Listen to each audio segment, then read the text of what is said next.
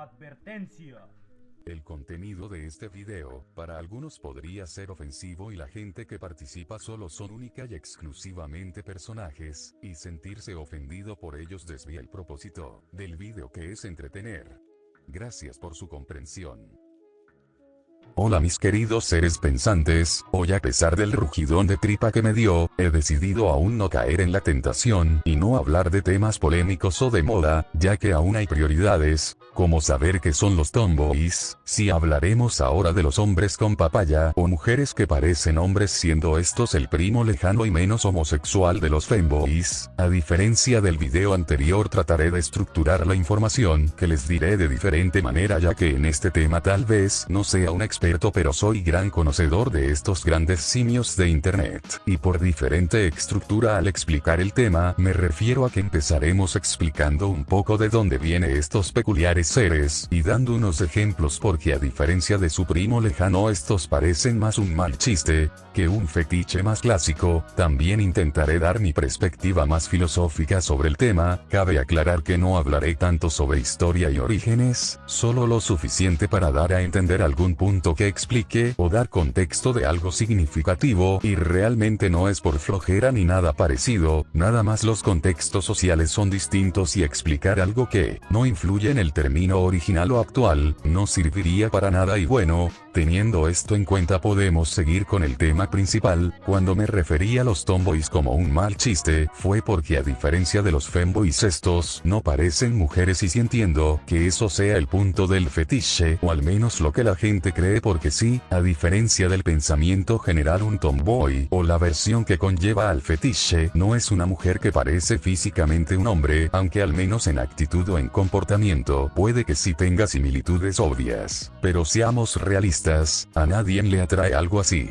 Y realmente cuando pensamos en tomboys, algunos de nosotros o la mayoría de nosotros piensan en esta clase de mujeres, y retomando un poco lo que dije antes, la mayor virtud de un tomboy es una mujer sin filtros, o al menos una mujer más vulgar, siendo estas más dominantes, vulgares siendo groseras o teniendo actitudes más generalizadas al género masculino. Y seamos sinceros, a más de uno de nosotros les gusta una mujer así. Y alejándonos de cómo realmente es un tomboy, las características principales como el comportamiento y la apariencia de una son reflejados en otra clase de fetiches como las góticas, mujeres musculosas, o entrando un poco más en los fetiches con algún tipo de vestimenta, las vaqueras, enfermeras y así con algún otro fetiche, siendo algo similares pero no del todo obviamente. Y las similitudes que intento explicar es que cada una de ellas puede llevar el papel dominante o alguna de esas características. También pueden reflejarse alguna clase de similitud físicamente, como en el caso de las góticas el pelo corto, y en el caso de las musculosas el físico más marcado o fornido como el de un hombre. De una vez aclaro que no estoy diciendo